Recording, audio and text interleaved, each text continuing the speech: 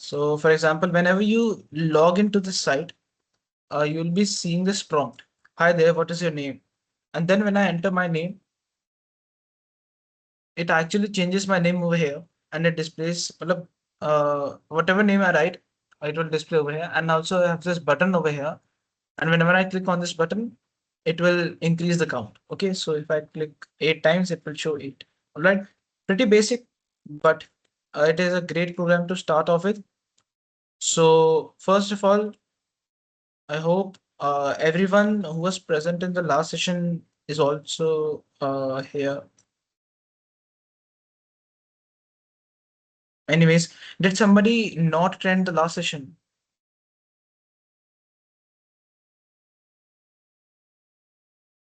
So Charvik, did you see the recording? Not yet, भैया.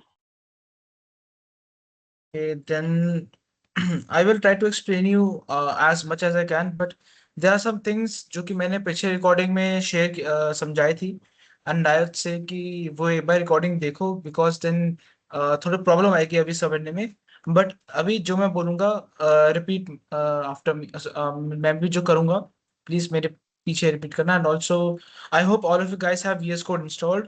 If not, Shamak, please send them the programming's link online HTML compiler का. ठीक है तो let's start now. Okay so I will request all of you guys to open Visual Studio Code and जो आपने पहला code लिखा था जो मैंने आपको आई थिंक दिखाया था यहाँ पे, हाँ एक बार उसको खोल. I will be explaining you guys this code once more so that थोड़ा अच्छे से आपको वेल वर्स्ड हो जाए HTML एंड CSS से. Okay so I hope you guys have open VS code. नहीं तो अभी मैं समझा ही रहा हूँ, वैसे तो कोई दिक्कत नहीं, बस मेरी स्क्रीन एक बार ढंग से देख लो. Okay so as you guys might remember, हम लोगों ने कल सॉरी पिछले सेशन 3 लैंग्वेजेस के बारे में पढ़ा था, HTML, CSS एंड JavaScript. तो HTML stood for hypertext markup language, and as I explained earlier, HTML is basically like the building blocks of a web page. Whatever you see on a web page, whether it's a button, a text, या फिर कोई भी image या कुछ भी दिख रहा है आपको एक वेबसाइट पे, सपोज करो इफ आई ओपन अपने अमित्रनेट की वेबसाइट खोल लेते हैं. So as you can see यहाँ पे एक स्लाइडर है. दिस इज बिल्ट, तो स्लाइडर की इमेज जो है, ये जो स्लाइडर के बटन्स है, this is made using HTML.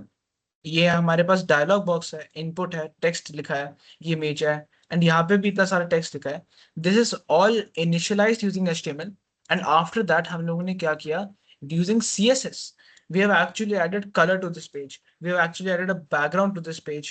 यहाँ पे हम लोग इसको थोड़ा बेटर दिखने के लिए बना सकते हैं.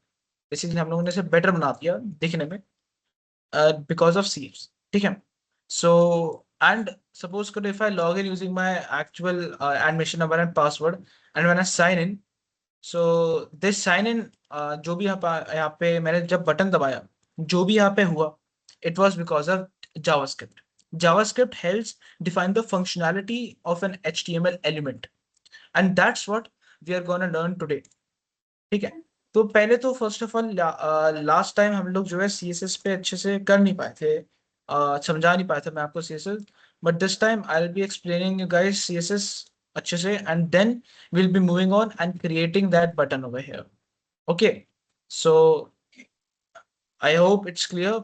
एंड कुछ डाउट हो अगर कहीं भी मेरे को एक बार बस पूछना. Just unmute yourself. Hand raise भी मतलब आई वुड सजेस्ट कि हैंड रेस ना करना, सिर्फ पूछना सीधा, because I will be focusing on my VS code and I won't be able to see Teams. Okay so Shamak अगर कोई डाउट पूछे हैंड रेस करे तो बता देना. Okay so first of all HTML जब भी हम डिफाइन करते हैं, सबसे पहला हम लोग जो लाइन लिखते हैं, that is doc doctype HTML. This defines कि हम लोग जो अभी नेक्स्ट कोड लिखेंगे, it will be in HTML5. HTML का हम 5th वर्जन यूज करते हैं अब. तो ये जो लाइन है डिफाइंस की we are using HTML5 in this code, not HTML4 और प्रीवियस वर्जन्स. एंड देन यहाँ पे हमारे पास एक HTML का टैग है. This defines the starting of our page. अब HTML जो टैग होता है, उसके अंदर हमारे पास दो और टैग होते हैं. तो बेसिकली इट इज लाइक यहाँ पे हमारे पास एक हेड टैग होता है और एक बॉडी टैग. ओके तो हेड टैग में क्या होता है, हमारे साइट का सारा मेटा डेटा होता है। फॉर एग्जाम्पल अगर मैं आपको कोई साइट सर्च करके दिखाऊँ, लेट्स से विकिपीडिया ही मैंने सर्च कर लिया, तो फिर विकिपीडिया में यहाँ पे हमारे पास एक विकिपीडिया का टाइटल है, जो कि विकिपीडिया है डेफिनेटली ऑफ कोर्स। एंड यहाँ पे इसका कुछ ये लिखा है, टेक्स्ट लिखा है। This text is actually called metadata. Okay, so ये जो मेटा डेटा है, हम वो यहाँ पे डिफाइन करते हैं। तो पहले तो अपना ये बेसिक सा मेटा डेटा है कि बेसिकली यहाँ पे कार सेट लिखा मैंने, car set UTF-8। So basically this is nothing but हमारे पास ना, अपने आपने ASCII तो सुना होगा। तो जैसे ASCII होता है जिसके अंदर बहुत सारे कैरेक्टर्स होते हैं, आई थिंक ASCII में हमारे पास कुछ 10,000 कुछ कैरेक्टर्स होते हैं, बट UTF-8 एक ऐसा कैरेक्टर सेट है जो कि ASCII से बहुत ज्यादा कैरेक्टर्स होता है। And because of UTF-8 we can actually integrate a lot of special characters, जैसे कि काफी लैंग्वेजेस में काफी सारे एक्सेंट्स होते हैं। एंड UTF-8 को यूज करके we can integrate those accents in our web page. Okay, and यहाँ पे हम लोगों ने दूसरा जो लिखा है मेटा, इसका name viewport content which device. Honestly इसका मतलब ज्यादा फर्क नहीं पड़ता, बट बेसिकली हम लोग को ये बताता है कि ये कौन सी डिवाइस के लिए बना है। ठीक है, सो ये तो सॉर्ट ऑफ बॉयलर प्लेट बोलते हैं इसे, इसको हम बोलते हैं बॉयलर प्लेट कोड। यहाँ पे जितना भी लिखा है यहाँ से लेकर यहाँ तक, इसे बॉयलर प्लेट बोलते हैं। यहाँ पे ये जो मैंने लिखा ना, ये डेव, ये बॉयलर प्लेट नहीं है, बट ये बॉयलर प्लेट है पूरा।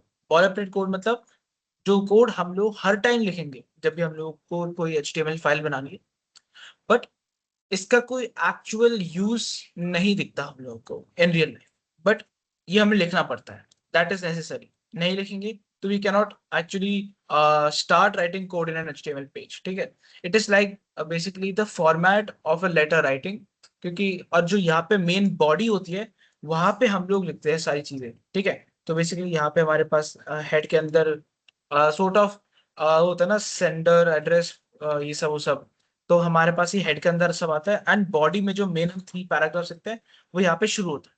यहाँ पे we write a actual code. So title, title as I have shown you earlier, यहाँ पे हमारे पास क्लिकर नाम का एक टाइटल है। एंड देन वी हैव यहाँ पे body tag. So body tag is the most important tag in HTML, क्योंकि बॉडी टैग में जो भी हम लोगों को वेब पेज पे दिखता है, ये पूरी की पूरी यहाँ से जहाँ पे हमारा पूरा पूरा ब्लैक है ना, ये सारी बॉडी है। इसके अंदर हम लोग कुछ भी कर सकते हैं HTML, कुछ भी। ठीक है, सो यहाँ पे बॉडी टैग के अंदर I have written some things over here. And ये वाला वेब पेज खोल के दिखाता हूँ मैं आपको। हाँ, तो बेसिकली लास्ट क्लास में हम लोगों ने ये कुछ बनाया था। तो first of all we defined the div tag. Now what is a div tag? div tag actually एक sort of, कैसे बताऊं, it is a tag that is used to define a space, या फिर हम लोग ये कह सकते हैं कि div टैग के अंदर हम लोग बहुत सारी और चीजें रखते हैं, इट्स लाइक अ कंटेनर। ठीक है, तो अगर हमारे पास जैसे कि कोई एम्प्टी स्पेस दिखाना है या फिर कोई जैसे वेब पेज का पार्ट दिखाना है, we use a div tag, division tag बोलते हैं इसे। div tag basically is used to show a division in a page। Suppose करो यहाँ पे मैंने पूरा का पूरा यहाँ पे width दे दी एंड हाइट दे दी एक div tag को। यहाँ पे मैंने जो div tag है हमारा, इसको मैंने अपने CSS के थ्रू सारी की सारी width हाइट दे दी पेज की। बट इफ आई वांटेड, मैं इसको हाफ width और हाफ लेंथ भी दे सकता था। If I wanted I could give it full width and half length and so on. इसके हम लोग basically, it is like a space जिसके अंदर हम ऑल एलिमेंट्स डाल सकते हैं डिवीजन करने के लिए। ठीक है, and div tag is one of the most used tags in HTML। okay, so after div tag we have a p tag। p tag is paragraph tag। ठीक है, तो पैराग्राफ में we basically write normal text जो कि हमारे web page पे होता है। जैसे विकिपीडिया की साइट खोल के दिखाओ, यहाँ पे जो नॉर्मल टेक्स्ट लिखा होता है, सपोज करो मैं कुछ भी एक बार आर्टिकल खोलता हूँ, हाँ देखो ये जो भी लिखा है यहाँ पे सारा का सारा नॉर्मल टेक्स्ट है। ओके, एंड फिर उसके बाद यहाँ पे जो हमारा लिखा है ये भी पी टैग है, ये हम लोग पी टैग से रखते हैं नॉर्मल टेक्स्ट जनरली। उसके बाद बटन, बटन तो जैसे नाम बोलता है, यहाँ पे ये हमारे पास बटन है। एंड हमने इसको काफी इंटरैक्टिव बना दिया इसके अंदर एनिमेशन डाल के एंड स्टाइलिंग करके। ओके, सो इसके अंदर भी हम लोग बटन के अंदर भी हम चीजें लिखते हैं लर्न मोर करके। And then we will end a div। अच्छा, सो HTML में आपको दिख रहा होगा यहाँ पे, अगर somebody यहाँ पे पाइथन जानता है तो दे वुड नो कि पाइथन में indentation is a must. Indentation is basically like जो स्पेस हम यहाँ पे देते हैं बिफोर एनी टैग, हम लोग यहाँ पे स्पेस दे रहे हैं। बिफोर डॉक टाइप HTML या फिर HTML we do not give any space. But after that मैंने अपना VS कोड में ऐसे सेट कर रखा है कि मैं हर एक टैग से पहले 4 का स्पेस दूंगा, 2 का स्पेस दूंगा। फिर उसके अगला जो टैग है वो बाय डिफॉल्ट DS कोड मेरे को 2 का स्पेस दे देता है, और उसके अंदर भी जो टैग रखता हूं मैं उसके अंदर फिर और स्पेस दे देता है 2 का। ये क्यों होता है? दिस इज बिकॉज वी हम लोग ये यूज करते हैं क्योंकि this makes understanding our code much easier. इससे हम लोग अब अच्छा आसानी से बता पाते हैं कि सपोज करो यहाँ पे मेरा डिव टैग के अंदर मेरे पी और बटन टैग है, बट अगर मैं यहाँ पे स्पेस हटा दूं it will be difficult for me to tell कि ये जो दोनों टैग्स हैं ये एक्चुअली में div में लाई कर रहे हैं कि नहीं लाई कर।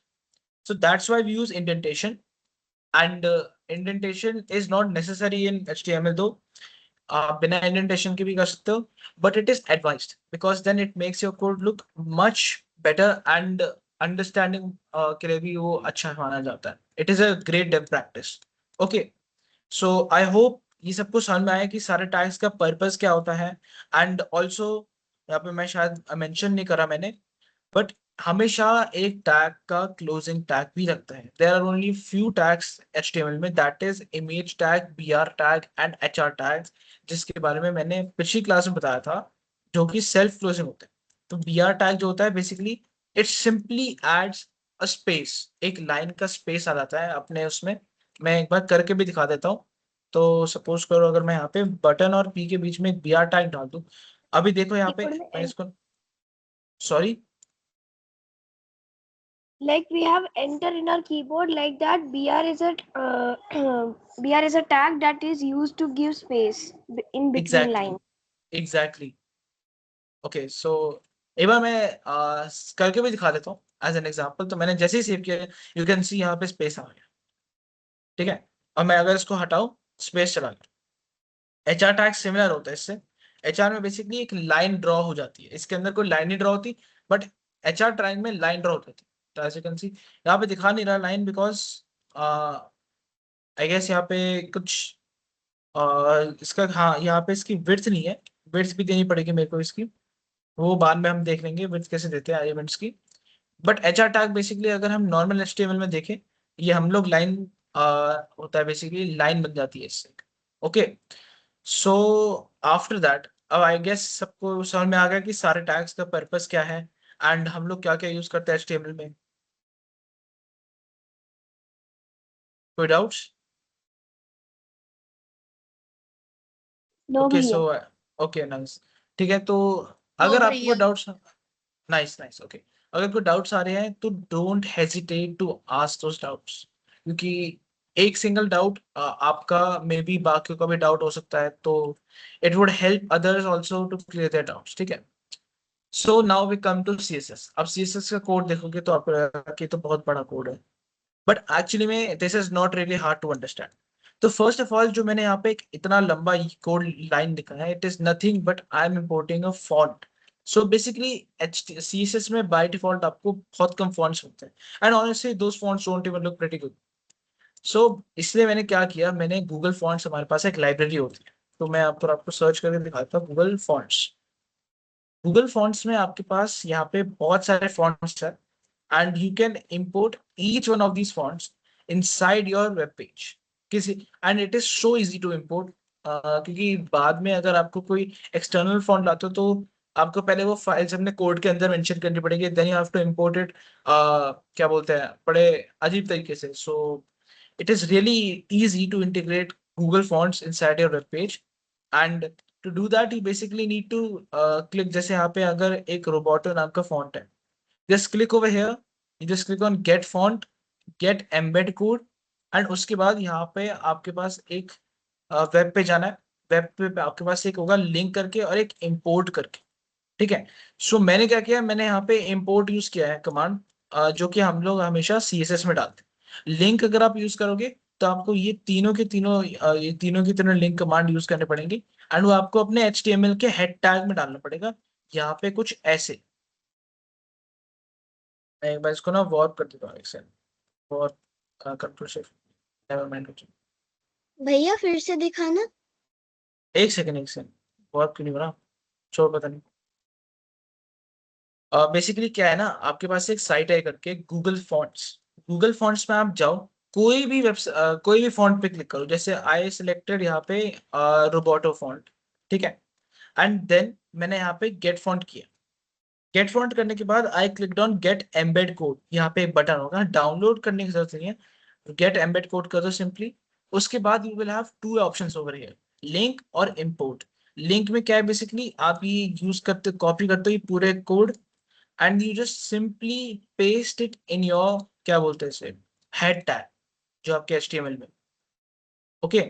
बट अगर आपको इतना लंबा कोड नहीं डालना अपने एचटीएमएल कोड में, तो you can just simply avoid it. यहाँ पे एक इम्पोर्ट करके आता है, इम्पोर्ट करके @import, just copy this code, यहाँ पे कॉपी करो, styles.css पे जाओ, एंड सबसे ऊपर पेस्ट कर दो। मेरे हिसाब से जो सेकंड वाला मेथड है ये बेटर लगता है मेरे को, बिकॉज इट लुक्स क्लीनर। बहुत सारे लिंक टैग्स जो होते हैं मेरे को अपने एचटीएमएल के हेड में अच्छे नहीं लगते, because I tend to miss those HTML का link tags. If you guys like HTML में पेस्ट करना, कोई प्रॉब्लम नहीं। बट अगर आपको सीएसएस करना है, that also works perfectly fine. Okay. So CSS में अब हम लोग कोड लिखते कैसे, सीएसएस का एक सिंटैक्स होता है, it is not similar to HTML, it is not similar to almost any other language जो कि आज तक मैंने देखी है। सो बेसिकली एच सीएसएस में first of all to style an element, जैसे कि मैंने आपको बताया होगा, HTML is used to style elements in a web page. सबसे पहले write down the name of the element, so that is the body. अब यहाँ पे बेसिकली हम आपको एक कॉन्सेप्ट पढ़ाएंगे, क्लासेस, आईडीज एंड एलिमेंट्स का। सो फर्स्ट ऑफ ऑल आपको मैं बता दूं, जब आप सिंपली यहाँ पे एचटीएमएल टैग के नाम लिखते हो, जैसे मैंने बॉडी लिखी, तो यहाँ पे ये हर एक एचटीएमएल टैग को रेफर करेगा जो कि हम लोगों ने यूज किया है, एंड यहाँ पे लिखा हुआ है।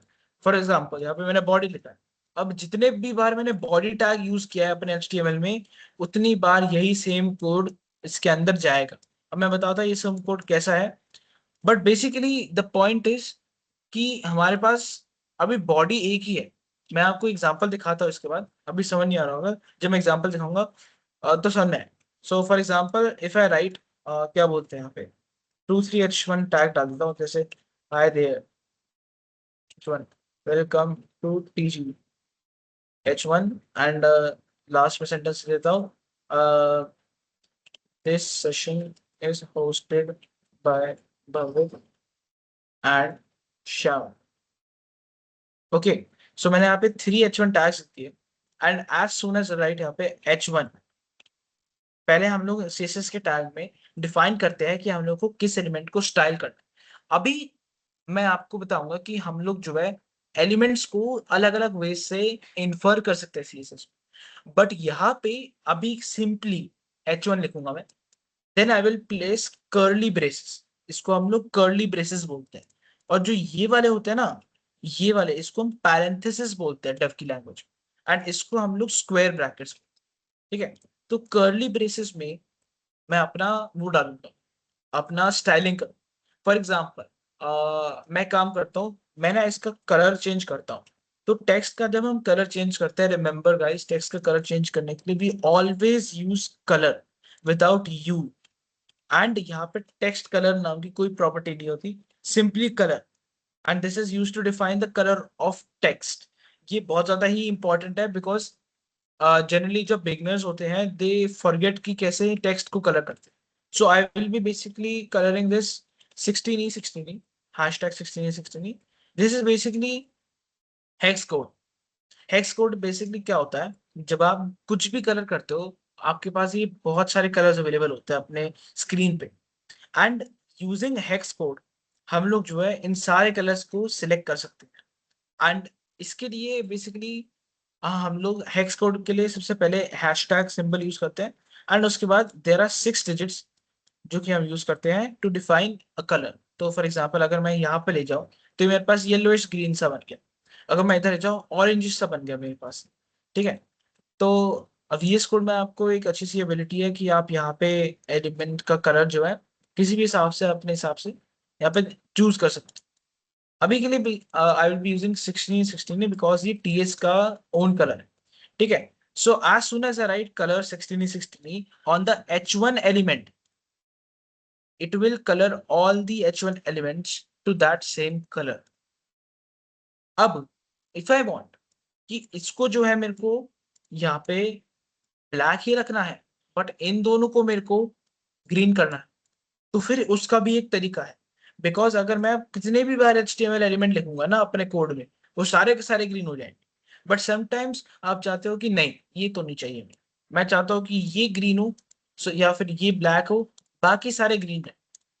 तो इसके अंदर भी हमारे पास एक कॉन्सेप्ट आता है that is classes and IDs. तो अगर आप देखोगे यहाँ पे हमने ऑलरेडी क्लास यूज कर रखी है, यहाँ पे भी कर रखी है। तो अब आपको एक एग्जांपल से मैं समझाता हूँ क्लासेस और आईडीज एक्चुअली होते क्या। HTML में क्लासेस जो होती है it is similar to classes जो आपके रियल लाइफ में होती है। जैसे सपोज करो I study in class 12th B. अब क्लास 12th बी में बहुत सारे स्टूडेंट्स, जैसे शामक क्लास 12 बी में, जय हमारा क्लास 12 बी में, इशित भी क्लास 12 बी में, मैं भी class 12 B, and there are 40 children in our class, ठीक है। सो 40 के 40 चिल्ड्रन की जो क्लास है वो 12 बी है, ठीक है। But that class is different from 12 सी। तो हमारे पास बेसिकली ये है कि एक क्लास के अंदर मल्टीपल एलिमेंट्स आ सकते हैं। जैसे कि हमारे क्लास के अंदर 40 स्टूडेंट्स हैं, सिमिलरली एक HTML क्लास के अंदर इनफाइनाइट अमाउंट ऑफ एलिमेंट्स आ सकते हैं। बट अगर मैं उस क्लास को रेफर करूंगा तो वो सारे के सारे एलिमेंट्स एक टाइम पे हम लोग इन्फर करें। मतलब कि हम लोग अगर मैं सपोज करो लिख दिया यहाँ पे क्लास इज इक्वल टू क्या लिखो अपनी हेडिंग लिख देता हूँ, लिख लेता हूँ। फिर यहाँ पे भी मैं क्लास लिखता हूँ, हेडिंग लिख देता हूँ। यहाँ भी मैं क्लास लिख देता हूँ, हेडिंग लिख देता हूँ। तो अब इसका मतलब ये है कि ये तीनों जो है अब इस क्लास को बिलोंग करते हैं, ठीक है। अब CSS में हम क्या करते हैं, जब भी हम लोग क्लास यूज करते हैं सबसे पहले we put a dot, dot के बाद वी राइट द क्लास का नेम। क्लास का नेम क्या है हमारे यहाँ पे, हेडिंग। अब मैं वापस अपना पेज लिखूंगा, आई विल सी की कोई चेंज नहीं हुआ। बट अगर सपोज करो मैंने यहाँ पे इसको H1 ही रहने दिया होता तो फिर यहाँ पे, अच्छा एक सेकेंड, यहाँ पे चेंज इसलिए हो रहा है क्योंकि ये H1 एलिमेंट अभी भी है। बट वेट अ मिनट, मैं यहाँ पे एक काम करता हूँ, हेडिंग भी लिखता हूँ। और अब मैं इसको कलर जो है सपोज करो मैं इसको पर्पल कलर देता हूँ, ओके। तो अब देखो ये पर्पल हो गया, नॉट ग्रीन। व्हाई? बिकॉज जो क्लास की प्रायोरिटी होती है वो H1 से ज्यादा होती है। एंड अगर सपोज करो इसके बाद आई राइट अनदर H1 जिसके अंदर मैं लिखूंगा कि this is the second session of WebD, this will be coloured green. हाँ क्यों? क्योंकि यहाँ पे हम लोगों ने इसे क्लास में तो डाला ही नहीं, ये हेडिंग नाम की क्लास में है ही नहीं। जैसे हमारे कोई स्टूडेंट क्लास 12B में है ही नहीं, तो उसे हम लोग अगर 12B को बुलाएंगे तो फिर उससे तो फर्क नहीं पड़ेगा ना। वही तो हम यहाँ पे कर रहे हैं, यहाँ पे हेडिंग क्लास हम लोगों ने इसको दे दी और हेडिंग की क्लास इसको भी दे दी, इन तीनों एलिमेंट्स को हेडिंग की क्लास दे दी। बट इसको नहीं दी मैंने, तो इसको ये अब अकेला पड़ गया यहाँ पे, जो कि मैंने H1 का स्टाइल लिखा था वही इसमें चला, H1 का स्टाइल, ठीक है। समझ में आ रही है मेरी बात?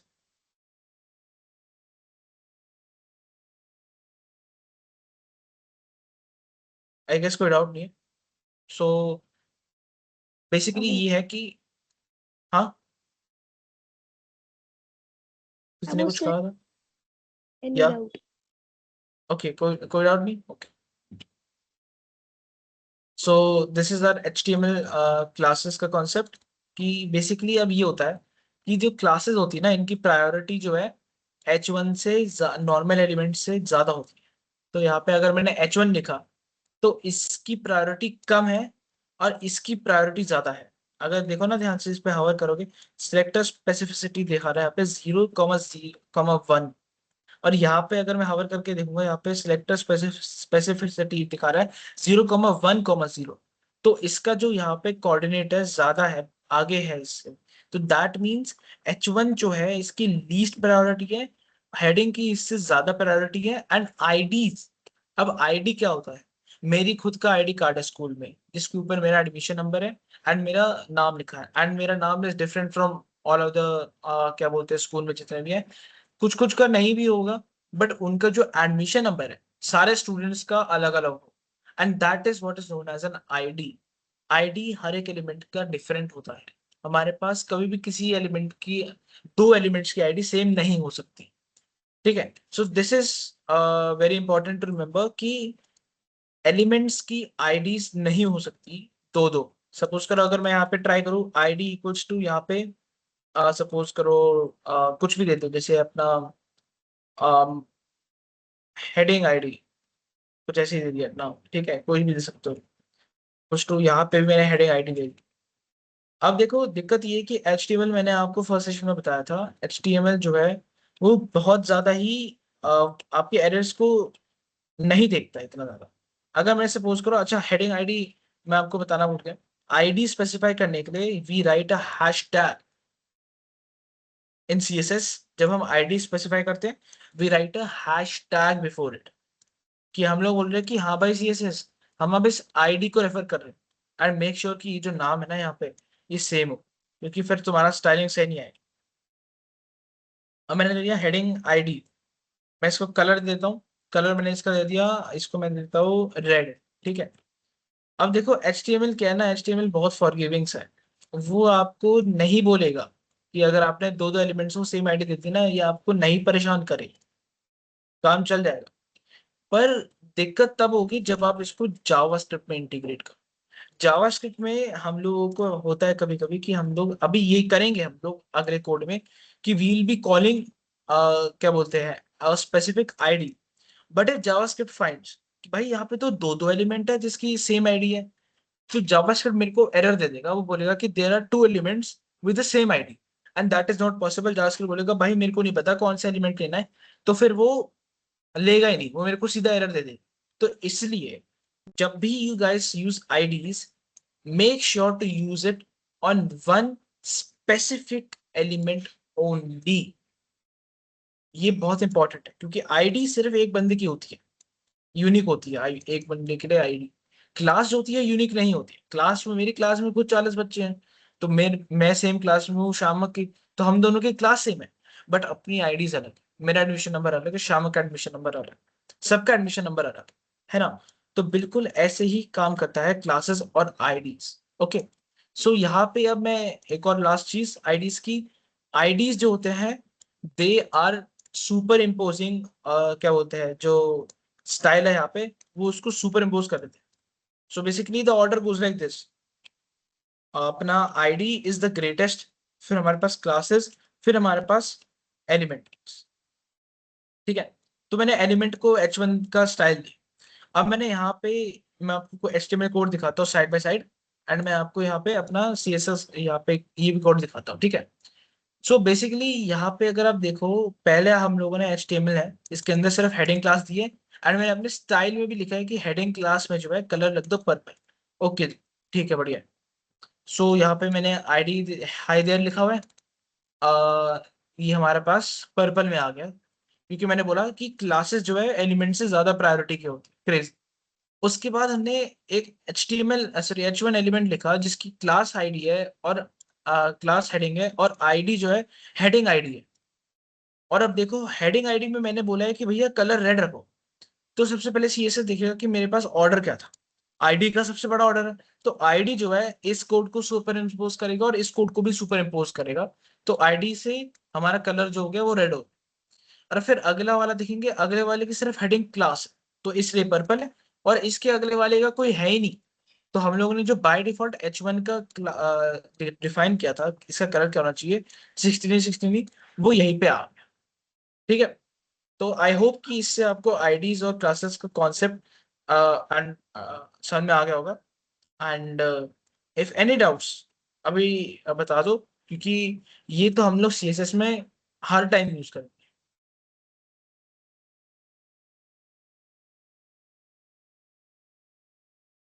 सो आई गेस कोई डाउट नहीं, आई will be moving forward now. ठीक है, तो अब हम लोग देखते हैं कि एक्चुअल में CS में हमारे पास ये होता क्या है, कलर रेड होता क्या है, सिंटैक्स होता क्या है। तो बेसिकली सबसे पहले तो मैंने आपको बताया यहाँ पे जो भी स्टाइल लिखते हो, हाई यहाँ पे आईडी लिखो, एलिमेंट लिखो, हेडिंग लिखो, जो भी लिखना है लिखो। सबसे पहले इसके बाद एक कर्ली ब्रेस आएगा। कर्ली ब्रेस के बाद आपको एक स्पेस देना है। यहाँ पे स्पेस से जरूरी नहीं होता, स्पेस के बिना भी चलेगा, ठीक है। कलर हमारे पास एक वो होता है, प्रॉपर्टी होता है। प्रॉपर्टी क्या होती है? बेसिकली हर एक एलिमेंट की प्रॉपर्टीज होती है। तो बाय डिफॉल्ट HTML कुछ प्रॉपर्टीज एलिमेंट को देता है। But if you want to change that, because by default अगर HTML का आपको डिजाइन दिखाओ, honestly it looks pretty bad, ठीक है। तो हम लोग अब 1980s में नहीं रहते, वी वांट थोड़ा मिनिमलिज्म, थोड़ा सा अच्छे कलर्स चाहिए हम लोग को अपने वेब पेज में। सो वी यूज क्या बोलते हैं, प्रॉपर्टीज। अब देखो, फॉन्ट फैमिली एक प्रॉपर्टी होती है दैट डिफाइंस हमारे फॉन्ट की फैमिली। जैसे मैंने यहाँ पे रूबिक सिलेक्ट कर रखा एंड sans serif मैंने यहाँ पे प्रॉपर्टी दी है। sans serif बेसिकली फॉन्ट के टाइप्स होते हैं। सो sans serif is one of the types. Serif भी होता है एंड और भी कुछ होते हैं, मेरे को एग्जैक्टली याद नहीं है, बट ये डिजाइन में ज्यादा। But even if I remove this, कोई फर्क नहीं पड़ेगा, कोई फर्क नहीं पड़ेगा, ओके। सो फॉन्ट फैमिली रूबिक। अब रूबिक जो है, कुछ चीजें जो है ना हम लोग यहाँ पे इसमें लिखते हैं, कोट्स में लिखते हैं, दैट इज इंपॉर्टेंट, कोट्स में लिखना। एंड कुछ चीजें हम कोट्स में नहीं लिखते। तो जैसे यहाँ पे कलर मैंने कोट्स में नहीं लिखा, यहाँ पे जो भी कलर है कोट्स में नहीं लिखा। नंबर्स हम कोट्स में नहीं लिखते। कुछ चीजें जैसे बॉर्डर बॉक्स है, ये बाय डिफॉल्ट सीरीज में होता है, इसलिए भी डोंट राइट दीज इन क्या बोलते हैं, कोट्स। बट सपोज करो जैसे यहाँ पे मैंने फॉन्ट फैमिली चेंज कर दी, तो फॉन्ट फैमिली मेरे को पता है कि यहाँ पे बहुत सारी होती है। जैसे हमारे पास एक एरियल करके फॉन्ट फैमिली होती है, एक कॉमिक sans करके फॉन्ट फैमिली होती है, एक टाइम्स न्यू रोमन करके फॉन्ट फैमिली होती है, बहुत सारी होती है बेसिकली। सो जो चीज बहुत सारी होती है, जैसे वेरिएबल्स होते हैं, वो जनरली हम लोग क्या करते हैं, कोट्स में लिखते हैं। बट जो चीजें नहीं होती उनको हम लोग कोट्स में नहीं लिखते, ओके। तो मोस्टली हम नहीं लिखते कोट्स में से। तो बेसिकली यहाँ पे सिंटैक्स कैसे है, और इसको केयरफुली देखो, मैंने बड़ा कर दिया काफी। फॉन्ट फैमिली, सबसे पहले हमने यहाँ पे स्मॉल में फॉन्ट डैश लिखा। एंड ऑल्सो मैं इसको ऐसे नहीं लिख सकता फॉन्ट फैमिली, ये गलत है, यहाँ पे ऐसे नहीं लिख सकते। एंड VS कोड हमारे लिए बहुत अच्छा काम करता है, वो हम लोग को बता ही देता है कि आपने क्या गलत किया है। जैसे यहाँ पे मैं अगर ये खोलूँ, ये मेरे को बोल देगा कि फॉन्ट फैमिली एक अननोन प्रॉपर्टी है, मेरे को समझ नहीं आ रहा। एंड यहाँ पे कलर भी नहीं आया, देखो नॉर्मली जब मैं प्रॉपर्टीज देखता हूँ उनका कलर आता है, जैसे यहाँ पे ब्लू आ गया, बट ये व्हाइट ही रहा। तो दैट मीन्स मैंने कुछ गलत लिखा है। तो अगर मैं यहाँ पे देखूँ, या यहाँ पे ये मेरे को बता रहा है कि प्रॉब्लम क्या है, अगर मैं क्विक फिक्सेस पे जाऊँ तो देखो यहाँ पे टेल्स मी कि फिक्सेस क्या है। तो यहाँ पे ऐसे पता चल गया कि मेरे को फॉन्ट फैमिली लिखना था, मैं चेंज करता हूँ। VS कोड का यही फायदा है, अगर मैं फॉन्ट लिख रहा हूँ तो मेरे को इतने सारे ऑप्शंस दिखा देगा जो फॉन्ट से रिलेटेड है। एंड बेसिकली मेरे को पूरा लिखने की जरूरत नहीं है। ओ सॉरी सॉरी सॉरी, मैं कंप्यूटर लिखते हुआ। तो फॉन्ट अगर मैं डैश भी करूँ, मेरे को सबसे पहले फैमिली दिखाना है, मैं F लिखूँ, सिंपली एंटर दबा सकते हो, ये कोड लिख लिख के ही आएगा। मेरे को बहुत प्रैक्टिस है कोड लिखने की, तो इसलिए मैं यहाँ पे चीजें कर पा रहा हूँ, अपने शॉर्टकट्स लगा पा रहा हूँ। इफ यू गाइस थिंक कि मैं बहुत फास्ट जा रहा हूँ, जस्ट लेट मी नो कि मेरे को ये सब कोड बहुत तेज दिखता हूँ हम बेसिकली, ठीक है। सो उसके बाद हमारे पास एक कोलन आता है। हर प्रॉपर्टी के बाद there must be a colon, okay. तो कोलन के बाद हम एक स्पेस देते हैं, that is not generally necessary but it makes our code look much better. फिर उसके बाद हम अपनी प्रॉपर्टी लिखते हैं, जैसे कि यहाँ पे कलर लिख दिया मैंने, यहाँ पे मैंने फॉन्ट फैमिली का नाम लिख दिया, यहाँ पे मैंने वैल्यू लिख दी, नंबर लिख दिया, जो भी लिख दिया। और लास्ट में it is very important to end with semicolon in CSS। But अगर सपोज करो मैं नहीं भी एंड करूँ ना, मैं अगर ऐसे लिखूँ फॉन्ट डैश फैमिली और यहाँ पे मैं सीधा टैब दबा दूं ना, मेरे लिए VS कोड अपने आप ही सब कर लेता है। तो इसलिए अगर मैं रूबिक लिखूँ यहाँ पे कोट्स में डाल के, तो बेसिकली आ जाता है, कोई दिक्कत की बात नहीं। चलिए VS कोड हमारे लिए ये काम बहुत आसान करता है। तो अगर मैं जैसे पैरेंथेसिस लिखूँ तो पैरेंथेसिस ऑटोमेटिकली कंप्लीट हो जाता है। एंड मैं यहाँ पे बीच में आ जाता है कर्सर, तो मेरे को ना लेफ्ट एरो ना राइट एरो दबाना पड़ता है। तो VS कोड का ये बहुत अच्छा यूज है, इसलिए आई वुड सजेस्ट कि जितना हो सकता है उतना यूज VS कोड, ओके। सो अब हमारे पास, मैं आपको बताता हूँ, जैसे आईडीज तो आपको पता चल गई, क्लासेस पता चल गया एंड एलिमेंट्स पता चल गया। नाउ एक होता है स्टार करके, स्टार बेसिकली इस कि हम लोग स्टार से हर एक एलिमेंट को रेफर करेंगे। हम लोग जितने भी एलिमेंट यहाँ पे लिखे, सारे के सारे एलिमेंट, हम लोग इन सबको अगर रेफर करना है, we will be using star. तो it is generally a good practice कि हम लोग जो है अपने कोड के बिगिनिंग में ये ये जो है ये लाइंस ऑफ कोड लिख दें, that is margin 0, padding 0 and box sizing border box, because if I remove this, अभी देखना है क्या होगा यहाँ पे, मैं इसको रिमूव करूंगा एंड सी पूरा का पूरा मार्जिन खराब हो गया एंड यहाँ पे 2 स्क्रॉल व्हील्स अपीयर होंगे जो कि अच्छा नहीं लग रहा। अगर मैं इसको रखूं मच बेटर, है ना। This is basically because by default HTML elements have some margin in them. अगर मैं आपको ये करके दिखाऊं ना, मार्जिन बेसिकली ये होता है। अच्छा, अगर आपके यहाँ पे कोई दिक्कत हो रही है ना, आपको समझ नहीं आ रहा, तो open the inspect element. Inspect element में यहाँ पे बहुत सारी चीज दिखती है ऊपर, कॉन्सोल, नेटवर्क सोर्सेस, ये सब। आपको अभी सिर्फ एलिमेंट्स पे जाना। एलिमेंट्स पे आपको अपना पूरा स्ट्रक्चर दिख रहा होगा। आपके पास हेड टैग है, हेड टैग में आपको ये सब दिख रहा होगा। आपके पास बॉडी टैग जो आपने बनाया है वो आपको दिख रहा होगा। एंड यहाँ पे बॉडी टैग में अपने पास मैंने एक डिव बनाया था, डिव मेरे को दिख रहा है। डिव के अंदर मैं क्लिक करूंगा तो मेरे को दिख रहा है कि डिव के अंदर क्या क्या चीजें हैं। अब अगर मैं यहाँ पे H1 पे जाऊँ, यहाँ पे जब मैं हवर करूंगा H1 को, यू गाइस कैन सी कि यहाँ पे कुछ ना कुछ जो है येलो येलो है H1 के टेक्स्ट के ऊपर एंड नीचे। This is a margin, this is called margin. Margin तो होता है हर एक एलिमेंट का होता है बाय डिफॉल्ट HTML में। जैसे P टैग का है, यहाँ पे हमारे पास H1 टैग का भी बाय डिफॉल्ट होता है। सो बेसिकली मैं चाहता हूँ कि भाई मेरे को ये मार्जिन नहीं रखना। आई वांट कि मार्जिन जो है चले जाए ऐसे, क्योंकि ये बहुत तंग करता है बाद में। तो इसलिए हम क्या करते हैं बेसिकली, हम ये स्टाइल यूज करते हैं, ये लाइंस हमेशा लिखते हैं टू डिफाइन कि by default we want zero margin and zero padding inside an HTML element. Padding is similar to margin, but margin का क्या होता है, मार्जिन जो है एलिमेंट के बाहर लगता है, पैडिंग जो है एलिमेंट के अंदर रखती है। तो अगर मैं आपको एग्जांपल दिखाता हूँ, हमारे पास एक डॉट क्लास कंटेनर है जो कि हमारे पास एक डिव है। तो अगर मैंने यहाँ पे डॉट कंटेनर लिखा, इसके अंदर मैंने कुछ लिखा है, यहाँ पे मैं आपको समझाऊंगा क्या क्या है। बट सपोज करो अगर मैंने पैडिंग दे दी इसे, कुछ ज्यादा ही दे देता हूँ अब्रब, जैसे 5 दे दिया मैंने, काफी होता है 5 तो अभी दिख रहा है यहाँ पे ग्रीन कलर का, जो बॉर्डर पे ग्रीन कलर का दिख रहा है, दिस इज पैडिंग। ठीक है। तो पैडिंग क्या करता है, वो आपको एलिमेंट के अंदर चीजें को मार्जिन देता है, और मार्जिन क्या करता है, एलिमेंट के बाहर आपको स्पेस दे देता है। Both are use to give space. अगर आपको एलिमेंट के अंदर कुछ स्पेस डालना है, यूज मार्जिन, सॉरी पैडिंग। अगर आपको एलिमेंट के बाहर कुछ स्पेस डालना है, यूज मार्जिन। एज हम लोग जैसे जैसे बढ़ेंगे ना अपने कोड लिखने में, वैसे वैसे you guys will understand it even more. Okay.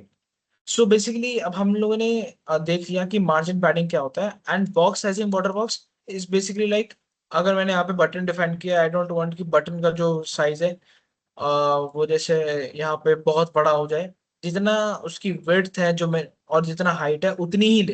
Because by default होता है कि कुछ कुछ एलिमेंट्स होते हैं ना, जैसे इनपुट के कुछ एलिमेंट्स होते हैं, वो अपने रिक्वायरमेंट से ज्यादा ही यूज कर लेते हैं।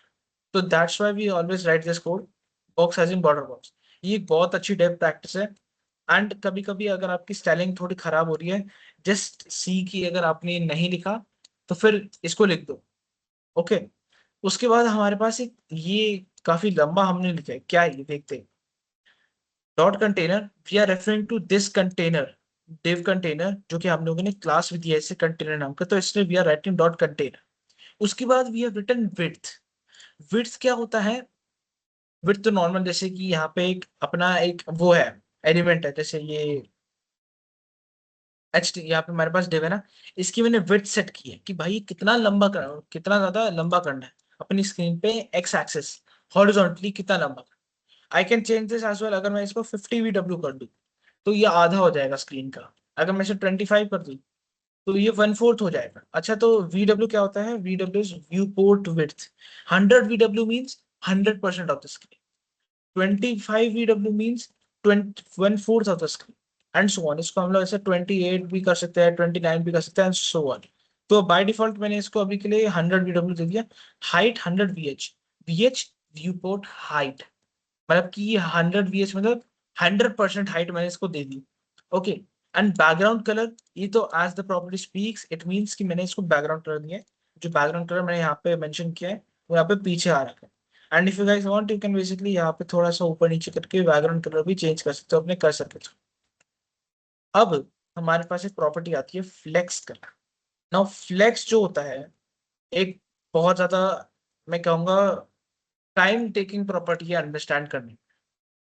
इसके लिए बेसिकली हम मैं आपको थोड़े डिव्स बना के दिखा देता हूँ। जैसे सपोज करो अभी मैंने इनको कमेंट कर देता हूँ। अच्छा, तो मैंने आपको पिछली क्लास में बताया था कमेंट मतलब कि मैं इन एलिमेंट्स को हम लोग देख सकते हैं, हम लोग पढ़ सकते हैं कोड में। बट जो जब ये कोड एक्चुअली में कंपाइल हो रहा होगा, जब कंप्यूटर इस कोड को पढ़ रहा होगा, वो देखेगा कि भाई ये जो है इसके बीच में है, इन सिंटैक्स के बीच में, तो ये मेरे काम का नहीं है, इसको मैं सीधा छोड़ के आगे बढ़ रहा हूँ। यहाँ पे हम लोग कमेंट्स किससे यूज करते हैं ताकि हम लोग कुछ लिख सके। सपोज करो this is the body tag, तो जैसे करके, ठीक है, यूजफुल से कमेंट सकते हैं। जैसे कि अगर कुछ समझने में मुश्किल है तो वी बेसिकली राइट की कोड करता क्या है। तो जैसे यहाँ पे हम लोगों ने फंक्शन अगर कोई बनाया है तो वी कैन राइट कि ये फंक्शन क्या करता है। एंड अगर हमें बताना है कि क्या करता है we can just write it in क्या बोलते हैं उसे, कमेंट्स। एंड अगर सपोज करो मेरे को कुछ एलिमेंट्स अभी के लिए टेम्परेरी हाइड करने हैं, आई कैन जस्ट कमेंट कर। कमेंट करने का शॉर्टकट क्या है, कंट्रोल/। तो अगर मैं इसको जैसे कंट्रोल/ वो पहली बार कमेंट हो जाएगा, वापस दबाओ अनकमेंट हो जाए। ओके, तो नाउ अब मैं आपको थोड़ा एक वो करके दिखाता हूँ, कंटेनर टू या डिव स्क्वायर दे देंगे। ठीक है, तो एक सेकंड में आपको कुछ स्टाइलिंग करके दिखाता हूँ।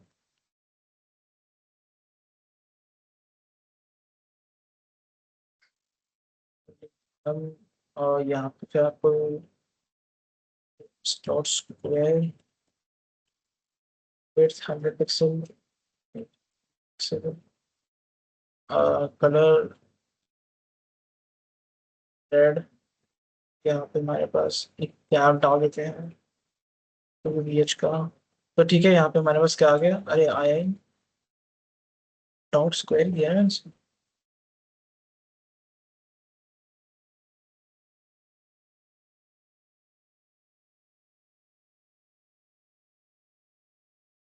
अच्छा, इसको करते नहीं करना है, मैं इसको देता हूँ 100 फाइनल पिक्सल, इसको final pixel.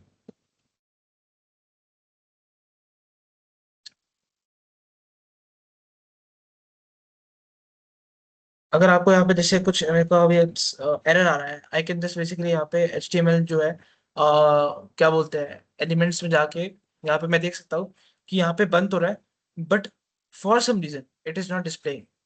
And I think ये जेड इंडेक्स की वजह से हो रहा है। तो लेट मी सी कि अगर जेड इंडेक्स की वजह से हो रहा है तो आई विल एक्सप्लेन कि जेड इंडेक्स होता क्या है। ओके, जेड इंडेक्स नहीं हो रहा।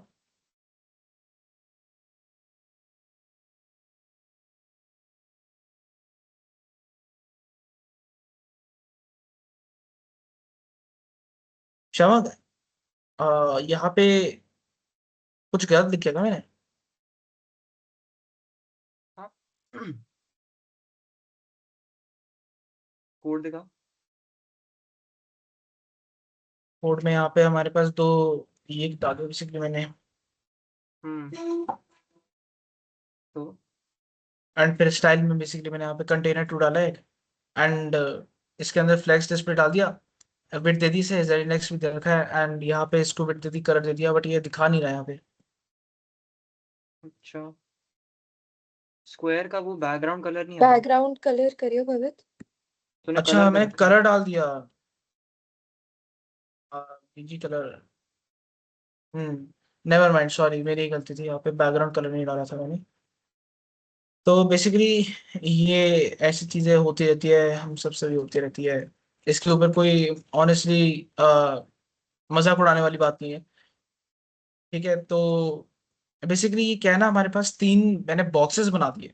अब मैं एक बार इसके अंदर डिस्प्ले फ्लेक्स हटा देता हूँ तो as you can see boxes join हो गए। इनके बीच में कोई गैप नहीं है, कोई कुछ नहीं है, ये एज इट इज जॉइन हो रखे हैं। अगर मैं इनके अंदर यहाँ पे कंटेनर 2 है, इसके अंदर मैंने कुछ नहीं किया, तो बाय डिफॉल्ट तो HTML बोलता है कि ये जो बॉक्सेस एक कॉलम में रहेंगे, एंड ये इनके बीच में मैंने याद है मैंने ऊपर जो यहाँ पे प्रॉपर्टी डाली थी स्टार करके कि मार्जिन शुड बी 0, तो बाय डिफॉल्ट ये होगा कि फिर जो डिव है उसका मार्जिन जो है वो 0 रहेगा। ठीक है, तो उसके बाद फिर अब मैं आपको दिखाता हूँ कि यहाँ पे अगर मेरे को इसके बीच में गैप डाल, तो या तो मैं ये कर सकता हूँ कि मैं यहाँ पे मार्जिन डाल दूँ। अगर मैं इसके अंदर मार्जिन डालो, सपोज करो हर एक में 2BH डाल दूँ, तो एज आई कैन सी यहाँ पे गैप आ गया। But the problem now is कि यहाँ पे जो बॉटम वाला क्या बोलते हैं स्क्वायर है, इसके नीचे भी मार्जिन है, एंड आई वांट कि सिर्फ इनके बीच में यहाँ पे स्पेस है, लेफ्ट राइट कोई स्पेस नहीं है, यहाँ पे बस स्पेस है। तो इसके अंदर हमारे पास एक तरीका है कि हम लोग जो है फ्लेक्स यूज कर सकते हैं, बट फ्लेक्स के और भी बहुत सारे तरीके होते हैं, बहुत सारी फायदे होते हैं। सपोज करो बाय डिफॉल्ट कॉलम में आ रहा है, बट आई वांट कि ये जो है रोज में अरेंज्ड हो। सिंपली मैं यहाँ पे लिखूंगा डिस्प्ले फ्लेक्स, जो कि डिफाइन करता है कि हम लोग जो है एक फ्लेक्स बॉक्स यूज करेंगे। फ्लेक्स बॉक्स में वी अरेंज एलिमेंट्स अपने क्या बोलते हैं उसे, अपने ऑर्डर में, जैसे मेरे को करना है अपने हिसाब से मैं चेंज कर सकता हूँ। तो यहाँ पे मैंने लिखा है flex direction column. By default HTML हर एक डिव टैग का फ्लेक्स डायरेक्शन कॉलम डालता है। मतलब कि अगर मैं देखूँ यहाँ पे पेरेंट एलिमेंट, यहाँ पे पेरेंट एलिमेंट इज कंटेनर 2। ठीक है, तो कंटेनर 2 के अंदर सारे स्क्वायर्स है, तो मैं यहाँ पे हमेशा जब भी पेरेंट एलिमेंट बोलूंगा, तो हम लोग इस एलिमेंट की बात कर रहे हैं। मैं यहाँ पे कमेंट डाल के लिख भी देता हूँ, एक सेकेंड। तो यहाँ पे ये हमारे पास है एक पेरेंट एलिमेंट, एंड जो बाकी सारे नीचे हैं ये चिल्ड्रन है। ठीक है, तो यहाँ पे मैं एक बार, एक सेकेंड,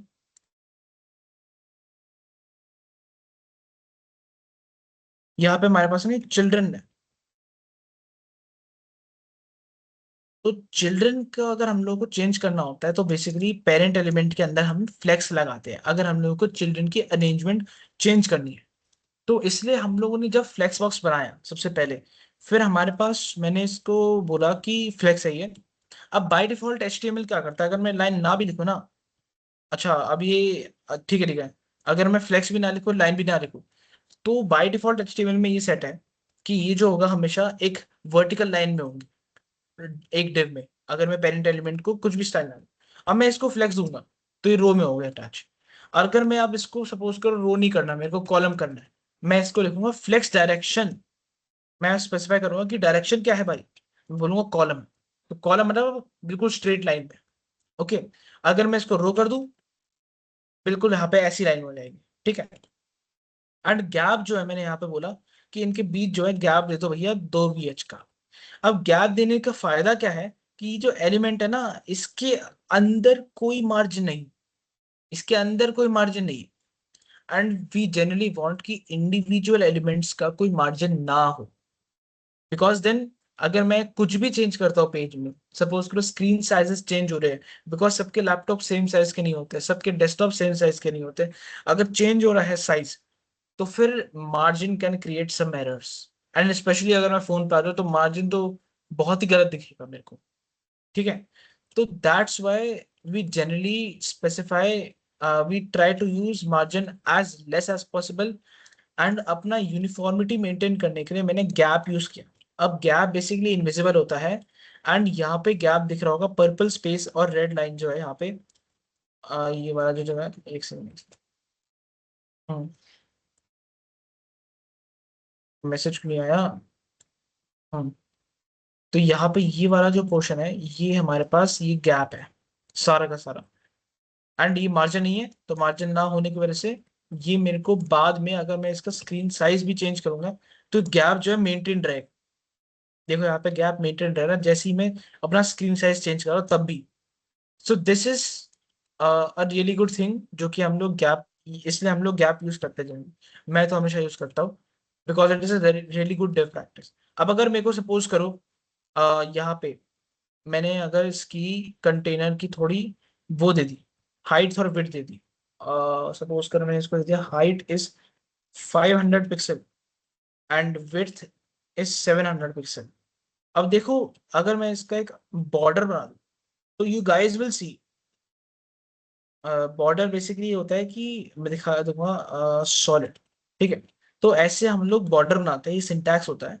तो मैं सीधा सीधा लिख दूंगा पहले कलर, फिर उसके बाद इसकी वो लिखूंगा कि बॉर्डर की विड्थ कितनी है, बॉर्डर जो है कितना वाइड है। जैसे यहाँ पे दिख रहा है ना कितना वाइड है ये, इसको मैंने रेड नहीं लेना चाहिए था, इसको मैं ब्लू ले लेता हूँ। ठीक है, यहाँ पे देख रहे हैं कि बॉर्डर कितना वाइड है। एंड उसके बाद सॉलिड, सॉलिड मतलब कि यहाँ पे बॉर्डर जो है परफेक्टली सॉलिड लाइन बनेगी। अगर मैं इसको डैश्ड करूँ तो देखो ये कैसी लाइन बन गई, और इसको मैं डॉटेड भी शायद होता है, डॉटेड करूँ तो देखो ये कैसी लाइन है। ठीक है, तो और 2 पिक्सल इज लाइन की विड्थ, यहाँ पे कलर। ठीक है, तो ऐसे we can define a border. But अगर इंडिविजुअल लिखना है तो बॉर्डर डैश कलर भी होता है, बॉर्डर डैश क्या बोलते हैं लाइन विड्थ भी होता है शायद, विड्थ होता है, बॉर्डर डैश विड्थ होता है, बॉर्डर डैश टाइप होता है, wait second, border dash style होता है, हाँ बॉर्डर डैश स्टाइल होता है। तो बहुत सारी चीजें होती हैं, आप इंडिविजुअली भी कर सकते हो, but I like to do यहाँ पे ही एंड किसी भी ऑर्डर में लिख दो इसे। इसको हम शॉर्ट हैंड प्रॉपर्टी बोलते हैं। बहुत सारी होती है ऐसे CSS में, guys can learn W3 schools पे जाके, जैसे मैंने आपको पिछली बार बताया था, एक मैसेज डाला था मैंने। अच्छा तो चलो अभी हम लोग इस पे फोकस करते हैं। एज यू कैन सी ये हमारा सेंटर में नहीं है, ये हमारा बिल्कुल ऊपर है, बट आई वांट कि भैया सेंटर में। तो सेंटर में करने के लिए आई हैव क्या बोलते हैं, मेरे को 2 लाइन कोड लिखना पड़ेगा। एक है अलाइन आइटम्स सेंटर, इसका मतलब है मैं वर्टिकल एक्सिस पे अपने आइटम्स को सेंटर में लाऊं, वर्टिकल एक्सिस। एंड अगर मैं हॉरिजॉन्टल एक्सिस पे भी लाना चाहता हूं, I can simply write justify content centre. अभी मेरा परफेक्टली अलाइंड है दोनों एक्सिस में, बिल्कुल बीचों बीच। एंड अगर हम लोगों को ये करना होता है, बहुत बार करना होगा ये हम लोगों को, तो वी यूज फ्लेक्स बॉक्स बहुत बार। मैंने अपना फ्लेक्स बॉक्स जो है एटलीस्ट, अगर मैं कोई वेबसाइट बना रहा हूँ तो मेरे को 30 से 40 टाइम्स फ्लेक्स बॉक्स यूज करना पड़ता है। जनरली कभी कभी तो एक पेज पे भी यूज करना पड़ जाता है 20 टाइम्स या कुछ, एक फ्लेक्स बॉक्स। तो फ्लेक्स बॉक्स अगर आपने एक बार ढंग से सीख लिया, centring something becomes really easy. आपको अगर समझ में आ जाए कि पेरेंट एलिमेंट्स कैसे काम करता है, फिर उसके अंदर चिल्ड्रन को कैसे आइडेंटिफाई करना है, तो इट बिकम्स रियली इजी। अच्छा अब मैं अगर सपोज करूँ स्क्वायर की जगह, अब मैंने सारे स्क्वायर को भी रेड करा, इफ आई वांट कि मैं इसको अलग अलग कलर का कर दूं, सपोज करो मैंने अब यहाँ पे, अच्छा एक स्टाइल प्रॉपर्टी हम लोग ना यहाँ पे भी दे सकते हैं, इन लाइन स्टाइल एलिमेंट बोलते हैं इसे। तो यहाँ पे अगर मैंने इसको दे दिया स्टाइल बीजी कलर, यहाँ पे इसको व्हाइट नहीं देंगे, इसको ब्लैक दे देंगे। ठीक है, और इसको फिर मैंने सेकंड वाले को दे दिया स्टाइल बीजी कलर, इसको हम लोग एक्वा दे देते हैं, स्टाइल बीजी कलर। इसको हम, अरे ये क्या आ गया, इसको हम लोग दे देते हैं ये बेज दे देते हैं। ठीक है, तो अब देखो यहाँ पे तीनों अलग अलग कलर्स के हो गए। एंड अगर मैं यहाँ पे मैं चाहता हूँ कि इसको हम लोग ऑर्डर रिवर्स कर दें, तो I can decide row reverse, reverse हो गया ऑर्डर। अगर मैं इसको कॉलम में लिखूँ, कॉलम में ऐसे है, अगर कॉलम रिवर्स करूँ कॉलम में उल्टा हो जाए। ठीक है, तो बेसिकली फ्लेक्स बॉक्स के साथ आपको अगर ऑनेस्टली ढंग से सीखना है, you need to play with this. आपको अपने देखना पड़ेगा, कोड लिखना पड़ेगा, एरर्स आएंगे, डेफिनेटली आएंगे, बहुत ज्यादा आएंगे, but we are there to solve your errors. जब भी एरर आए just send a DM to me या फिर Shamak, we guys will be more than happy to solve your errors. ठीक है, तो उसके बाद यहाँ पे हमारे पास एक मैंने आपको दिखा दिया कि फ्लेक्स बॉक्स का एक्चुअली काम क्या होता है। For now I will B commenting this, commenting मतलब कि आई विल बी बेसिकली यहाँ पे मैं इसको रन नहीं करना चाहता। अरे यार ये इंडिविजुअल लाइन को कमेंट करना पड़ेगा मेरे को।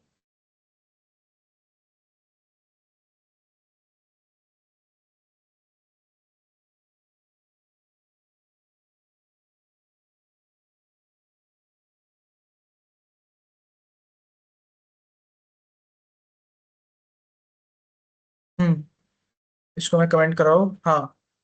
तो यहाँ पे अब हमारे पास बैक टू हम लोग जहाँ पे थे, तो अब मैं आपको यहाँ पे कंटेनर टू और स्क्वायर को कमेंट कर सकता हूँ। एंड मैं आपको समझाता हूँ कि यहाँ पे हमने फ्लेक्स क्यों यूज किया। तो सबसे पहले तो फॉर यूजिंग फ्लेक्स सबसे पहले we need to define width and height, तभी हमारे फ्लेक्स बॉक्स का काम है, नहीं तो फिर तो फर्क ही नहीं पड़ता, जो करना है करो। ठीक है, तो विड्थ मैंने दे दी अपना पूरा का पूरा ये, क्या बोलते हैं उसे, यहाँ पे फुल विड्थ दे दी और फुल हाइट दे दी। ठीक है, बैकग्राउंड कलर दे दिया, ये तो पता ही है। अब अगर मैं इसको कमेंट कर दूं तो देखो यहाँ पे सीधा ऊपर ऊपर आ। अब मैं चाहता हूँ सबसे, अगर मैं सबसे पहले करूँ डिस्प्ले फ्लेक्स को चालू करूँ, मैंने बोला डिस्प्ले फ्लेक्स, तो देखो ये क्या होगा, मैंने बताया था कि हमेशा बाय डिफॉल्ट अगर मैं फ्लेक्स करूं वो रो में ले ले, अगर मैं सिर्फ फ्लेक्स लिखूं वो रो ले ले, वो अज्यूम करेगा कि मेरे को रो में करना है। बट उसके बाद फिर मैं कॉलम करूंगा, और इसको मैं अगर अनकमेंट करके अब मैं कॉलम करूं तो देखो ये कॉलम में आ गया। बट दिक्कत ये कि ये पूरा का पूरा अब पेज यूज कर रहा है। तो इसके लिए मैं क्या करूंगा, सबसे पहले तो जस्टिफाई कंटेंट सेंटर क्या करेगा, ये मेरे हॉरिजॉन्टल सॉरी वर्टिकल एक्सेस पे अलाइन कर देगा। उसके बाद मैं क्या करूंगा, इसको अलाइन आइटम सेंटर, और उसके बाद अगर मैं गैप को कमेंट करूँ तो मतलब कि अब मेरे को पता है सेंटर में आ गया। बट द थिंग इज कि यहाँ पे अगर मैं इसको हवर करूँ तो ये टेक्स्ट के ऊपर जा रहा है, तो इससे मैंने इसके ऊपर एक गैप दे दी, गैप टू बी एच से अभी मैंने टेक्स्ट के ऊपर नहीं जा रहा। तो ये फायदा था हमारे फ्लेक्स बॉक्स का। ओके, तो अब हमारे पास बटन का स्टाइल है। ये बटन के स्टाइलिंग में हम लोगों ने सबसे पहले पैडिंग दी थी। अब आई टोल्ड यू अर्लियर कि पैडिंग में बेसिकली क्या होता है, हम लोग पैडिंग बेसिकली ये होता है बटन के अंदर हम लोग वो डालें स्पेसिंग डालें। अगर मैं पैडिंग हटा दूँ तो देखो ये क्या हो गया, बटन छोटा सा हो गया, सर जितना टेक्स्ट है उतना बड़ा बटन है। और अगर मैंने बटन के अंदर ये पैडिंग डाल दी, मैंने लिखा है 1.3 EM। अब देखो 1.3 EM और 3 EM, ये EM जो होता है ये एक यूनिट होता है। जैसे हमारे पास ना बहुत सारे यूनिट होता है CSS में, पिक्सल होता है PX है, EM होता है एक, हमारे पास VW होता है, VH होता है। मैं जनरली यही तीन यूज करता हूँ मैक्सिमम। एक होता है हमारे पास REM, हम जनरली यही 5 यूज करते हैं मैक्सिमम। PX मैं प्रेफर करता हूँ कम से कम यूज करूँ, बिकॉज पीएक्स में कभी भी आपका डिजाइन रिस्पॉन्सिव नहीं बनता। What does responsive mean, responsive is basically कि डिफरेंट स्क्रीन साइजेस पे आपका जो स्टाइल है वो कैसा दिख रहा है।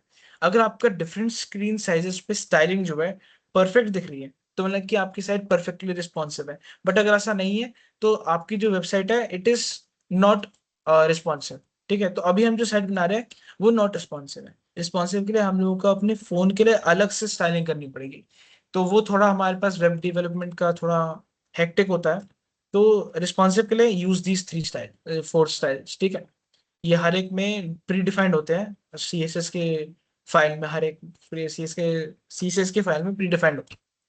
ओके, तो मैंने यहाँ पे पहले बोल दिया कि भैया यहाँ पे 1.3 EM रख दो। उसके बाद ये क्या है हमारे पास, ये पैडिंग टॉप है। यहाँ पे दिख भी रहा होगा पैडिंग टॉप, ये हमारे पास शॉर्ट हैंड प्रॉपर्टी है। मैं इसको ऐसे भी लिख सकता था, padding dash top.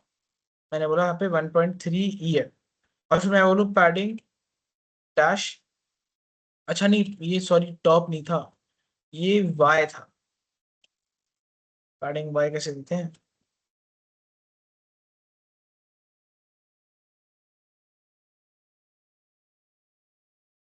I think top और बॉटम का अलग से देना पड़ता है फिर।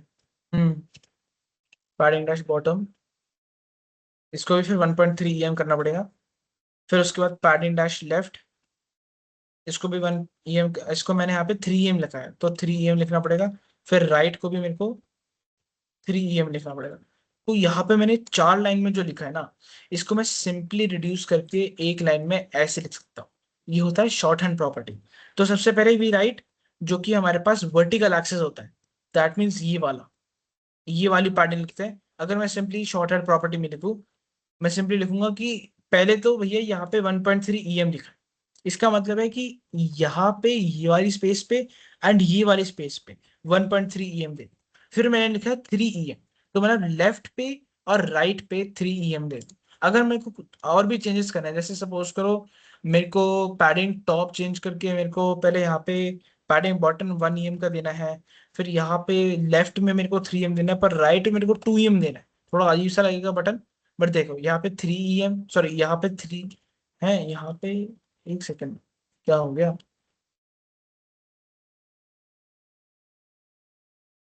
हाँ यहाँ पे पैडिंग टॉप जो है 1.3 EM आई है, पैडिंग राइट आई है। अच्छा यहाँ पे ऐसे चलता है टॉप राइट बॉटम और फिर लेफ्ट, तो इसलिए सबसे ज्यादा बॉटम की है।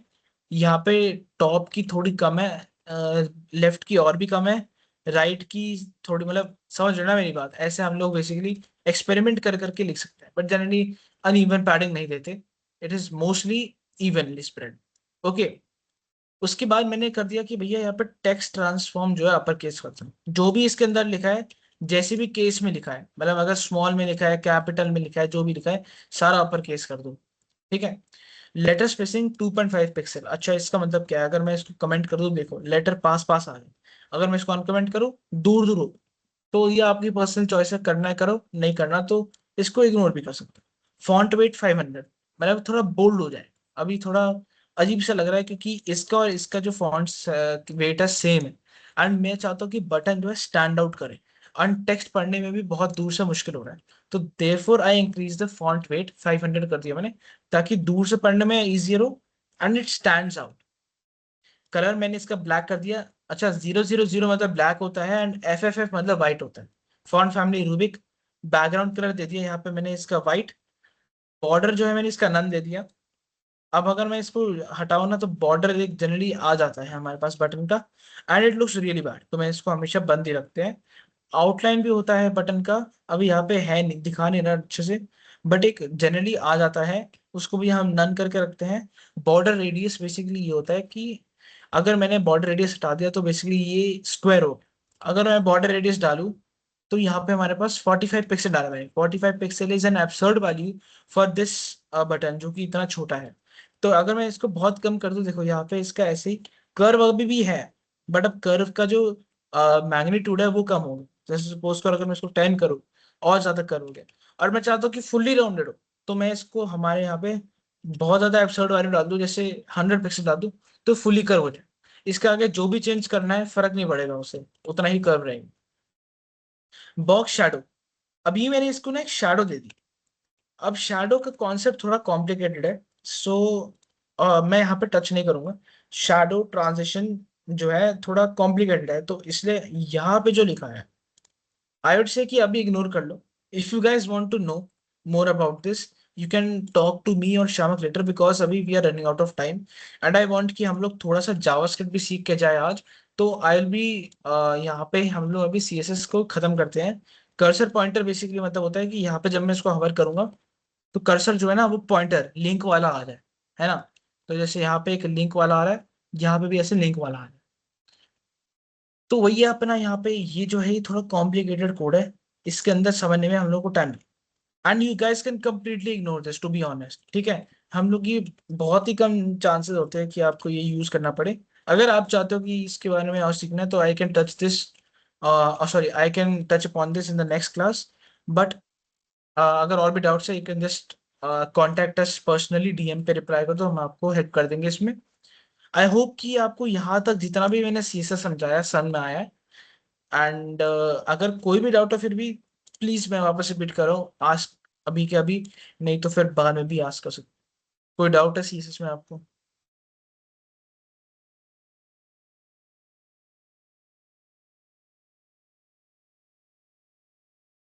ओके, सो आई थिंक कोई डाउट नहीं है।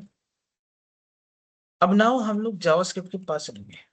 अब जावास्क्रिप्ट में अब आपको चाहता हम लोग कैसे डिफाइन करते हैं जनरली, जनरली क्या, हमेशा JavaScript must be placed at the end of the HTML code. This is really necessary, क्योंकि अगर हम उसको ऊपर डालेंगे तो फिर दिक्कत क्या होगी, ये जो जावास्क्रिप्ट जब लोड होती है, सबसे पहले जावास्क्रिप्ट लोड होगी, फिर उसके बाद HTML एलिमेंट्स लोड होंगे। तो अगर हम लोगों ने जावास्क्रिप्ट में कोई HTML एलिमेंट को बुलाया है, जावास्क्रिप्ट देखेगा कि भाई जब मैं बन गई तब तो HTML एलिमेंट आया ही नहीं मेरे पास, तो वो एरर थ्रो करेगा। अगर मैं अगली क्लास में हम लोग पढ़ेंगे कि जावास्क्रिप्ट से हम लोग क्लिक कैसे बना क्लिकर कैसे बनाएंगे। अब बंद कर देते हैं मैंने क्लिकर, छोड़ो वो बाद में देखते क्लिकर। जावास्क्रिप्ट में अगर मैं आपको दिखाऊंगा, अगर बेसिकली बस अभी के लिए ये समझ लो कि जावास्क्रिप्ट का जो स्क्रिप्ट टैग है, it is generally placed at the end of the, क्या बोलते हैं उसे, HTML का सारा कोड। तो स्क्रिप्ट टैग में हम हमारे पास हम लोग कुछ कोड लिखेंगे, कुछ इंटरेस्टिंग सा लिखते हैं। चलो, आई वांट यू गाइस कि जो आपने कोड लिखा था ना पिछली बार, अब मेरे साथ आप ये लिखो। तो सबसे पहले तो आई will be writing a P tag, नहीं H1 टैग लिखते हैं, चलो। H1 टैग में आई विल बी राइटिंग हेलो। उसके बाद यहाँ पे एक स्पैन टैग देंगे, स्पैन टैग में आप यूजर लिख दो, ठीक है। तो ऐसा कुछ होना चाहिए आपका सिंटैक्स, पहले H1 हेलो लिखा उसके अंदर, फिर H1 के अंदर एक स्पैन टैग डाल दिया, उसको क्लोज भी कर दिया, एंड स्पैन टैग में यूजर डाल दो, एंड H1 यहाँ पे ऐसे लिख दो। अब स्पैन टैग की ना एक ID दे दो, और उसको दे दो यूजर नेम, ठीक है। जब आप लोग ये कर लोगे जस्ट लेट मी नो, अपना हैंड रेस कर देना।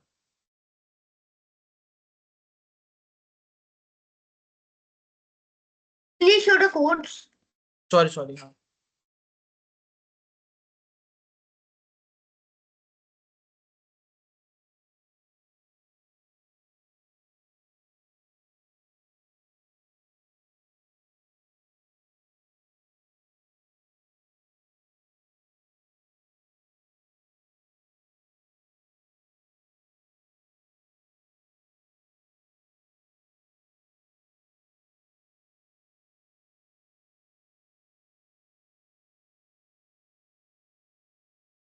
शामों के लोग हैंड रेस कर रहे हैं अपना। अच्छा अभी लिख लो, चलो। नहीं अभी नहीं, ओके ओके। अभी क्या मैं आई भी गेस सब लिख रहे होंगे, और प्लीज लिख लो कि फिर लिखने से ही समझ में आएगा। देखने से आपको लगेगा कि अच्छा समझ में आ रहा है, बट जब लिखने जाओगे गाइस विल फाइंड आउट कि अरे ये तो बहुत सारे एरर्स आ रहे हैं मेरे, एंड वो आएंगे जनरली, मेरे भी आते थे। उसके बाद मैंने, बट बेसिकली विल पावर होना चाहिए। जितना विल पावर होगा, एरर्स बहुत ज्यादा आएंगे honestly web code, web development में। बट जितना विल पावर होता है कि अब तो भाई मेरे को सॉल्व करना ही पड़ेगा, उतना ज्यादा आप सीखते रहते हो। आपको जैसे मेरे, अभी तो you guys have AI, you guys can use AI whenever you want. अगर कोई एरर आ रहा है just paste the screenshot of the error, and AI will tell you कि आपको क्या करना है, आपको क्या गलत है, बिकॉज एचटीएमएल सीएसएस जावास्क्रिप्ट जो हम कर रहे हैं अभी तो बहुत सिंपल सा है।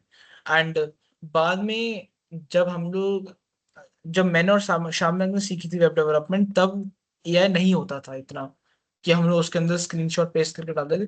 तो उस टाइम पे हमारे पास दो तीन साइट्स होती थी। एक होता था हमारे पास स्टैक ओवरफ्लो करके साइट। तो बेसिकली स्टैक ओवरफ्लो हैड बहुत सारे डिस्कशंस, एंड जब भी हम लोगों को एरर आता था we just use to search for hours and hours कि हमारा एरर अकर क्यों कर रहा है। एंड उसके बाद फाइनली जाके हम लोगों को एक डिस्कशन मिलती थी, जिसमें बेसिकली एक बंदे का हमारे साथ सेम एरर आ रहा होता था, एंड उसमें भी वी डिडंट, क्या बोलते हैं, हमें पता नहीं होता था कि ये जो है हमारे लिए सॉल्व करेगा कि नहीं करेगा। सो उस टाइम वेबडी सीखना was incredibly hard, but right now you guys have AI का सपोर्ट, आपके पास हमारा भी सपोर्ट है। guy can you guys can just approach to us whenever you want, and we'll be more than happy to let you know कि आपका error कहाँ पे आ रहा है, एंड हम आपको सॉल्व भी करा दें। Is everyone following along? Are you all writing the code साथ साथ? कोई है सेशन में अभी? अभिज्ञान, आपका हैंड रेज्ड है। हाँ उसने आई थिंक कोड लिख दिया। That I've written the code here. Okay, Okay, okay. तो we are running short of time, so I'll be just moving on now। ठीक है, तो यहाँ पे मैंने लिख दिया H1 हेलो। यहाँ पे स्पैन में लिखा मैंने एक आईडी जो कि यूजर नेम है, इसके अंदर मैंने यूजर लिख दिया, स्पैन का टैग क्लोज करा, फिर H1 का टैग क्लोज करा। ठीक है, ये कोड की लाइन ना मैं आपको बेसिकली जितना भी कोड लिखा है ना मैंने यहाँ पे, आज मैं आपको सारा का सारा एक गिटहब रिपोजिटरी पे भेज दूंगा। ठीक है, you guys can just copy and paste, देख सकते हो, थोड़ा चेंज वेंज कर सकते हो स्टाइल्स को, आपका मन करे तो। सो यहाँ पे अब मैं स्क्रिप्ट में क्या करूँ, आई विल राइट यहाँ पे एक यूजर नेम, कॉन्स्ट लिखूंगा पहले, const user name is equal to document dot get element by ID. अच्छा, गेट एलिमेंट बाय आईडी पूरा लिखने से बेटर ये है कि गेट ई आईडी, ये लिखा मैंने। इससे मेरा पूरा का पूरा बेसिकली मैंने किया क्या ना, यहाँ पे कीवर्ड लिख दिया। तो ये पूरा बड़ा सा लिखने से बेटर है कि मैंने यहाँ पे कीवर्ड्स लिख दिए, इसके स्टार्टिंग के कुछ लाइन लिख दी, फिर उसके बाद मैंने या तो अप एंड डाउन एरो से चेंज कर दिया, या फिर मैंने सिंपली इसको सिलेक्ट करके यहाँ पे एंटर दबा, तो मेरे लिए वीएस कोड पूरा लिख देंगे। एंड ऐसी चीजें जो लंबे लंबे लाइन है ये बहुत बार आएंगे वीएस कोड, सॉरी जावास्क्रिप्ट में। सो आई सजेस्ट कि वीएस कोड के सजेशंस यूज करो, they make your life much more easy. फिर उसके बाद मैं अपना यहाँ पे कोड्स ओपन करूंगा, कोड्स के अंदर आई will be writing user name. अच्छा, अब इसके अंदर हुआ क्या, तो basically I have defined a variable. What is a variable? Variable basically एक बॉक्स होता है जिसके अंदर मैं कुछ वैल्यू स्टोर करता हूँ। एंड कॉन्स्ट मतलब कि जो वेरिएबल है ये चेंजेबल नहीं है। तो जावास्क्रिप्ट में हम थ्री टाइप से वेरिएबल डिफाइन कर सकते हैं, एक होता है var, एक होता है let, एक होता है const। तो var जो होता है सबसे फ्लेक्सिबल होता है, वार के अंदर हम कुछ भी मतलब हम कभी भी var को चेंज कर सकते हैं, कभी भी मतलब यूज कर सकते हैं उसे। Let and var almost similar होते हैं, बहुत ज्यादा ही शॉर्ट डिफरेंस होता है। सो उसके बारे में हम लोग को इतना डिफरेंस सोचना नहीं है। लेट एंड var हम लोग कभी भी यूज कर सकते हैं, बस तो जनरली हम गोविंद, ट्राई करते हैं। आई थिंक अभी वैसे 10 मिनट बचे हैं, तो जावास्क्रिप्ट स्टार्ट करना will not be very wise. तो अभी आई थिंक वी कैन, जितने भी बच्चों ने कर लिया है कोड, वो एक बार हमें स्क्रीनशॉट लेके भेज दो प्लीज, कि मतलब आपका कोड एंड इट्स आउटपुट। या तो एक बार मतलब आप anyone कर लिया तो anyone बता who दो। wants to share their screen और दिखाना चाहता है कि क्या बनाया उन्होंने, you can do that. Okay Abhigyan, I will be making you presenter now, and आप प्लीज एक बार दिखा दो कि आपको आपने क्या क्या बनाया। मेक प्रेजेंटर चीज, ओके। मैं स्टॉप शेयरिंग कर रहा हूँ, एक बार अभिज्ञान शेयर स्क्रीन करके दिखा दो।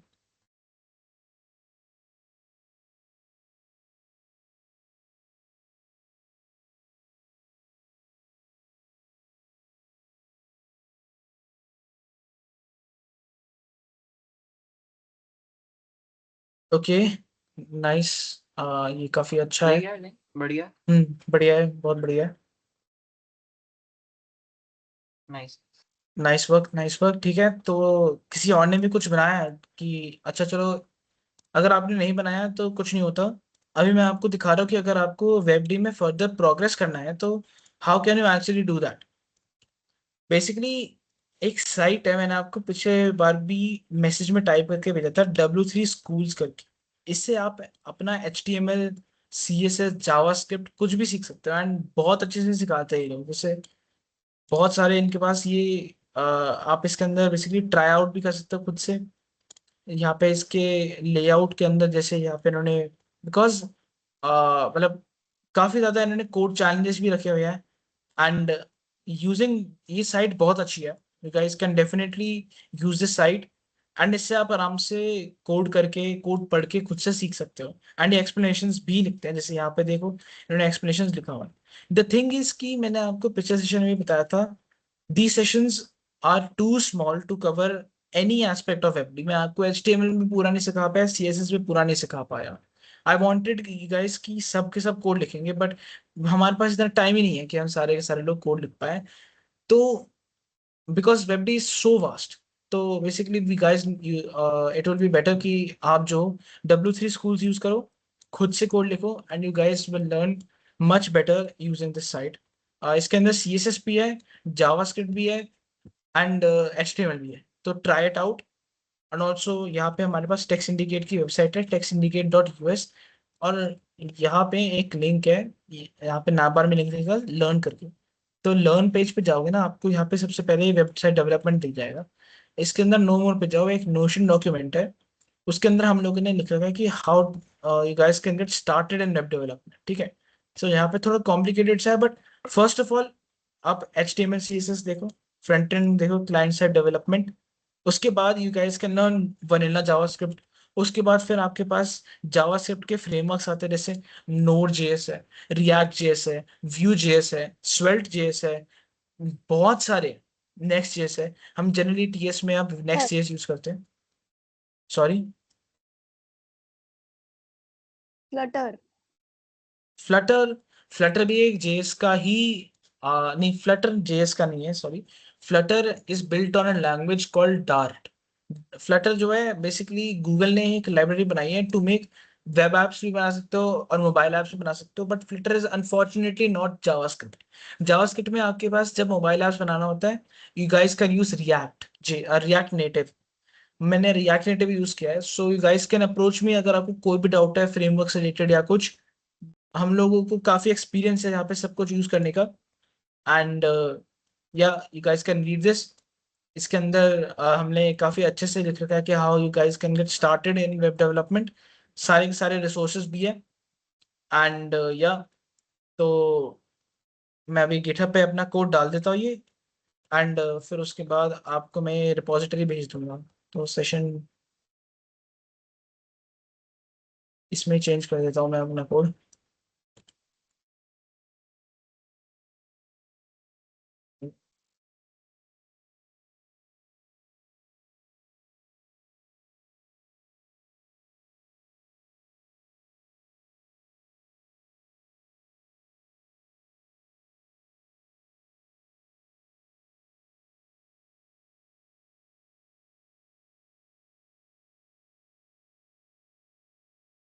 किसी को भी कोई डाउट है अभी तक, मतलब जो पढ़ाया अभी तक भगत ने?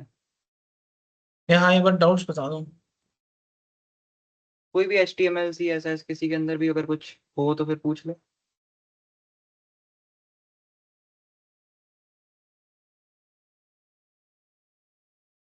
अच्छा अभी क्या, हाँ बताओ। My doubt is not like directly related to HTML and CSS, but like for example, if we have a competition coming up, should we currently start trying to use our own coding, or should we instead still use AI and keep learning so that we can, when we get better, should we use our own code?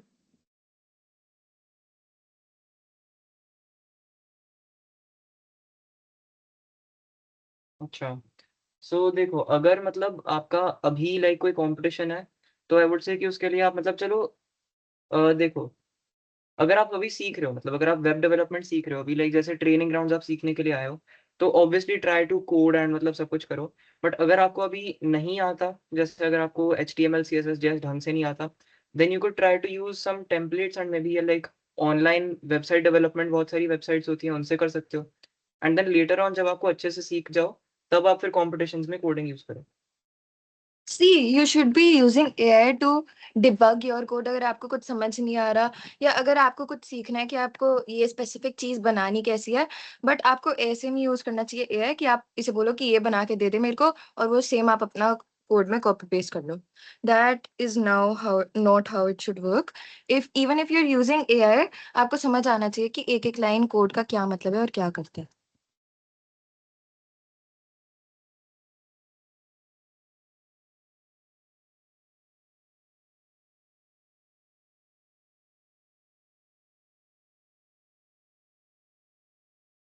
और किसी को कुछ पूछना?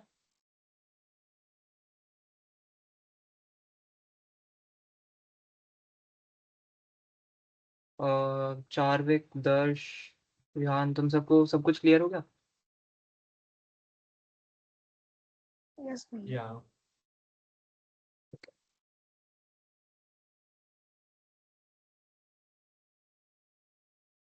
चलो फिर I think अब तो हो गया एक सेशन। सेकंड एक सेकंड अच्छा, तो by the way guys, if you guys मतलब जैसे विवान, अगर किसी को यहाँ पे HTML CSS JS ऑलरेडी आता है, थोड़ा और एक्स्ट्रा सीखना है, तो फिर भी कांटेक्ट कर दो। अगर जैसे रिएक्ट किसी को सीखना है, नेक्स्ट JS सीखना है, just contact us, we'll be helping you guys out. ठीक है,